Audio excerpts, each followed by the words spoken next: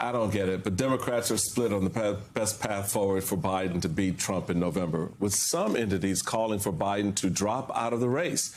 Former Republican Stuart Stevens says Democrats should stop panicking, writing in the New York Times, quote, "Of all the Democratic pearl clutchers, the most disappointing and offensive are the Barack Obama insiders who can't bring themselves to do what Mr. Biden did for their old boss. Cover his back and fight.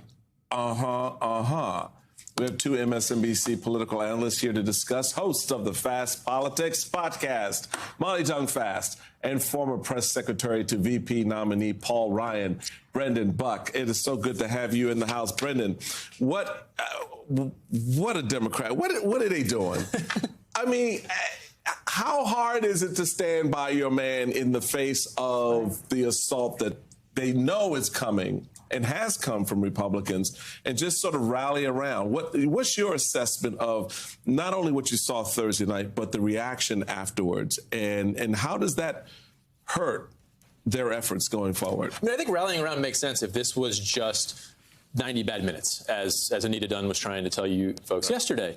That wasn't just 90 bad minutes. That was the worst debate anyone has ever seen that reveals some very deep-seated problems that they have. A candidate who is clearly he didn't just walk into some rhetorical traps and just have a bad night. He showed what we have seen for a very long time. This is a person who has significant cognitive issues that they've been lying to us about for a very long time. And so they want us to pat them on the back for saying that he had a rough night and then immediately pivot to telling us that this was no big deal. This was a big deal. And so I think it would be irresponsible to not take a minute. Everyone sees what we saw with our own eyes, what we've been thinking we've been seeing for a long time, and they've been telling us we haven't been seeing, and say, okay, let's reset. Is this realistic that we can have this person, A, beat Donald Trump, but also how is he going to perform in the job 2, 3, 4 years from now? I mean, talk about somebody who has to go in and have he couldn't handle this debate. The opening question, it wasn't even like they were in a heated back and forth. It was the opening question. It was a very bad This person is going to go sit down with Vladimir Putin, or even like our European allies, and come to a diplomatic outcome. Clearly, there is a substantive problem, and then there is a political problem, and I think they need to at least acknowledge that before just blindly moving on and saying this is our guy. So, Molly, I mean, respond to Brendan Buck here. Do you think? Gladly. I'm about to put it on Molly. Molly, respond to Brendan Buck here. Do you think that there's a cognitive issue with the president? One, and then the other point I want to pull out from what he noted is that how is he going? The question of like sitting down with Vladimir Putin, European leaders. We did just see the president in France and Italy, like he was at the G7. Yeah. But what do you think? Are you in the Brendan Buck camp? Are you over here with the Pod boys? Because that's who Stuart Stevens talking about. My friends from Pod, Save America. I love you guys, but I'm with Michael Steele and Stuart Stevens here. I say you don't throw the baby out with the bathwater, I think it's very nice that Brandon, who is a Republican, feels that Joe Biden isn't necessarily up to it. I would love to see Republicans talk about their own nominee with all the criminal charges like that, but they never did, right? Democrats are the party of like feelings and, we need to be 100%. Look, man, I actually believe he has a stutter. It was not a great debate. It was a weird debate in a hermetically sealed room. The Republican was bragging about how he had the cleanest H2O. And, the winner of that debate was Donald Trump because he was able to say truly insane things. And nobody noticed because everyone is so fixated on Joe Biden. Look, I think Democrats are being held to a different standard here. Is he, is the base still with him? It seems like they are. Look, if we see hundreds of polls that show that they don't like him anymore and that they have lost faith in him, okay. But he had bonkers fundraising numbers. You have people who are angrier at editorial boards than they are at Joe Biden. Republicans are like slaves to their base, right? They do whatever their base wants. Here are Democrats who have a base and they want something and they have this good man and maybe he is not a gifted orator. And I would add, he has never been a gifted orator and maybe voters like him because he's not a gifted orator. So I have one follow-up to throw something else in here and then I'm going to shut up. My book was No, You Shut Up. I'm going to shut up today. Yeah, never, Simone. Please, no.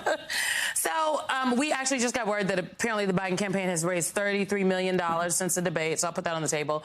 I hear Brendan, I hear Molly saying, look, They need to stand by their man. I hear Brendan being like, I saw what their man was doing. I want to throw this on the table. If in order, let's just say, I do not think that this is going to happen. I don't think there's any reporting that also suggests this is happening.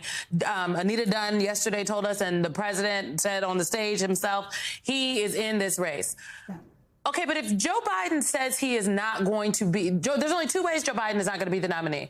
The first way is that he himself says he's not going to be, or the second way is there's some revolts at the Democratic National Convention prior to, where people are whipping thousands and thousands of delegates to go against what they have pledged to do, to go against what their states have done, because Joe Biden won the delegates in these primaries, to then pick some new random nominee. Right. What is the scenario that people are looking for to sack Joe Biden? Is that the conversation? Are people really saying you have to seriously consider getting rid of the president? Or are people actually saying they want to see a course correction and a change? I'm trying to understand what the conversation is. Like, Brendan, are you saying that people really need to get rid of the guy?